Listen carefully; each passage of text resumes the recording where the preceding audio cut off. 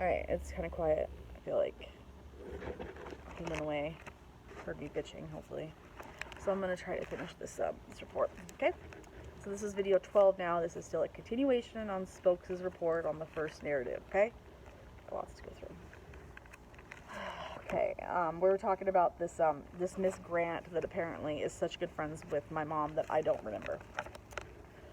Miss Grant described Miss Wasserlichen as a good girl with a lot of sad internal pain. Miss Grant advised that Miss Wasserlichen was a little resentful and jealous of Mr. Peterson's success. The truth, the God's truth, and I know this, is because I lived in that house. Russell was a blackout drunk. The only reason why that restaurant ran was because my mom ran it. She ran both sections. That's why she was always angry. She had to pick up the extra slack. Plus she had to come home and take care of kids. Plus he was drunk and not giving her what a 30-year-old woman needs. I have lots of memories. Lots of memories that I will tell you about as they come up, but just get to this case. Just get this report, I mean. She was not jealous of his success, by all means. Miss Grant advised that Miss Wasserlichen was upset because Mr. Peterson seemed married to his work, that I believe, and not paying enough attention to her. Again, that's believable. The success, he wasn't successful and has never been since he's killed her. Because she was the only thing that made him successful. Since then, I don't even know how many girlfriends and wives he's had. He's dropped chicklets all over the place. He's got kids all over the place. Can't keep a woman, because once they find out he's a drunk and a murderer, they dump his ass. Oh my god, he's got like 3 extra. I lost count of how many kids he had after my sister. Like, my sister was with my mom. He's got kids with, I think, 2 other women. So he's got like 3 baby mamas. The second wife, Christina's like stepmom, told me lots. I would like to get her. I would be cool to get her on camera and her like interview. Anyway, on 7/11/93, I also spoke to Kathleen Colm Anderson. Okay, now this is where they introduced the first of my family. My Aunt Kathy is the first of the 6 children on my mom's side. My Aunt Kathy is my godmother. My Aunt Kathy is the oldest. My Aunt Kathy is trash. You know when people die and there is the family members that are so shocked they can't believe it and they don't want to believe it and they don't touch the family members' belongings because it's like sacrilege. They don't believe they're actually gone. And then there are the other family members that come and vulture. As soon as they find out that, you know, their dad's dead, their grandpa's dead, i.e. their sister's dead, they're at the residence within hours. They were at our house cleaning out all of my mom's, the jewelry box. They got the keys to my mom's truck, the truck that my dad bought her. The diamond ring that my father, gave her, Aunt Kathy has. That diamond ring, she gave to her son to have reset to give to his wife. That should have been my ring. My dad bought that ring. That truck that my dad paid for my mom, my Aunt Kathy gave to her son. I was too young to drive. It would just be wasted for Nikki, sitting and wasting for Nikki. Because I was only 11. So 5 years later, when it came time for me to drive, and we're wondering, like, can Nikki get the truck? So just so everybody knows, for context, my Aunt Kathy was one of those. So we don't talk to Aunt Kathy. We don't like Aunt Kathy. Aunt Kathy's trash. And I want the whole world to know it. Just wait till you see what my Aunt Kathy says about my mommy, too.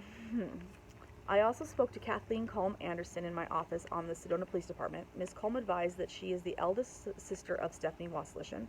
I asked Ms. Colm if she would be able to provide some background information on Ms. Wasserlichen. Ms. Colm advised that Ms. Wasserlichen was one of 5 children and that she had a twin brother that died when she was about 18 months old. Miss Colm went on to explain that she was close to her sister and that she would come to Sedona to visit her every couple months and talk to her on the telephone occasionally. Maybe the telephone is true, but Aunt Kathy never came to Sedona to visit. Maybe once in the several years that we lived there, but this coming every couple months to visit, that's a straight lie. Aunt Wendy, on the other hand, was always in that house. I have memories of my Aunt Wendy in that house all the time. Aunt Kathy, I honestly can't remember Aunt Kathy ever being in that home, but if she says that she was there every couple months, I'll give her the benefit of the doubt that she was there one time. But I don't ever remember my Aunt Kathy ever being in that home one time. Every couple months, I would talk to her on the telephone occasionally. My mom hated my Aunt Kathy. I find that very hard to believe. Miss Colm described Miss Waslishin as a person who was a little slow.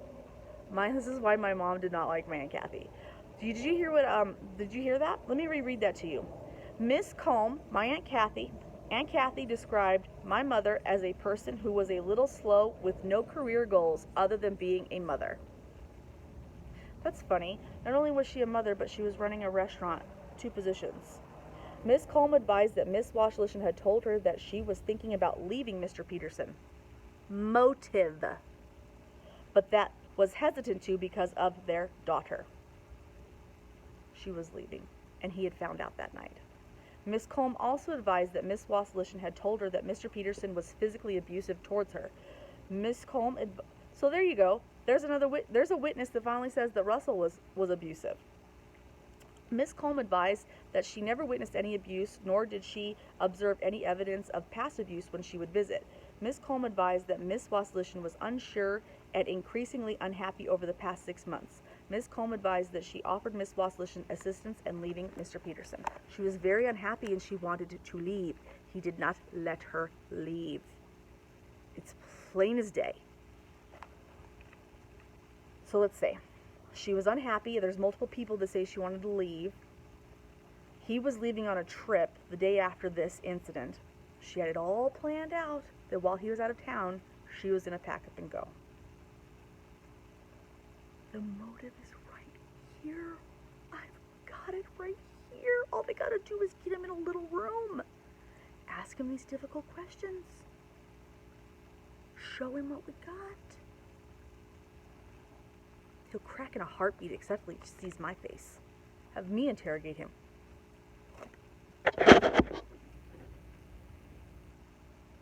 Do I not look like her? I'll style my hair to look, and I'll do my makeup, and I can look like that. Fashion design.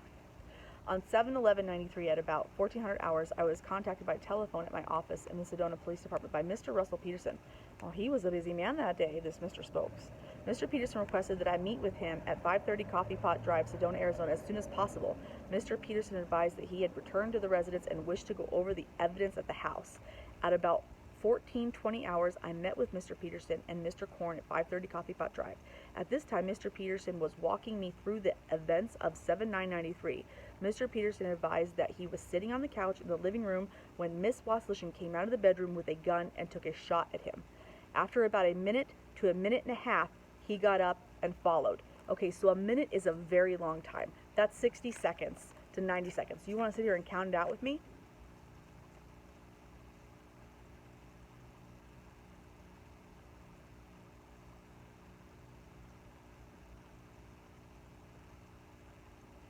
That was just 10 seconds.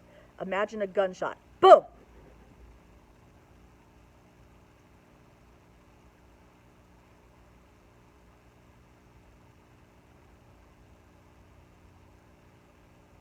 That was 10 seconds after a gunshot. Do you see how long that was? Now right here he says that he sat for a minute and a half after the gunshot. Bullshit.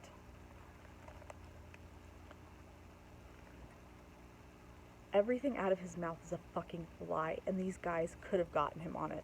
It's so ridiculous.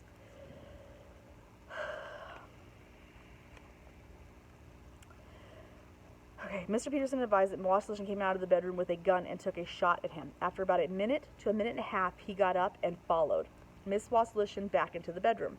When he approached the doorway of the bedroom, he advised that he heard the second shot go off and Miss Wassilishin fall to the floor.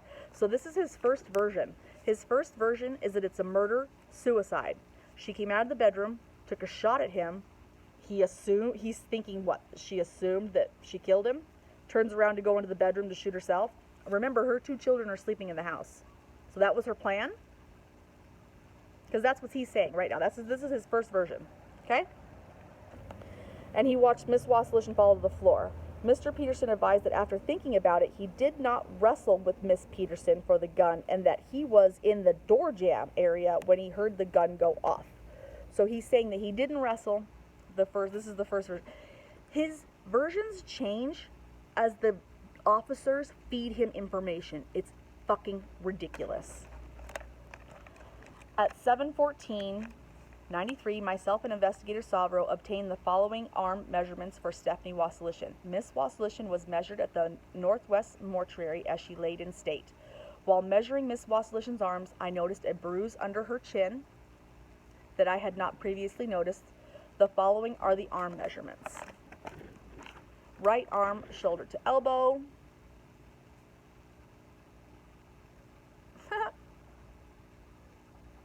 Her left arm was longer than her right arm. How funny.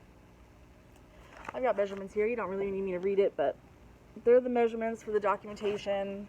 On 7/29/93 at 1400 hours, Russell Peterson contacted me at the Sedona Police Department. At this time, I obtained a set of rolled fingerprints from Mr. Peterson to be used for comparison. On 7/29/1993, that's 20 days after my mom was killed, he got his fingerprints. Investigation continues. Signed, W.V. Spokes and Supervisor Bob something another signed it. So I'm going to end that video here because now we're going to pick up on the next video, which will be the supplementary report signed by the Irish guy, R.C. Irish, his account now of what's going down. See, I love reading their different accounts. And by the way, I really like Detective Irish's accounts because they're way more detailed and concise. So that'll be the next video. We'll pick up with the next supplementary report and see what this guy's got to say. It's getting interesting, isn't it?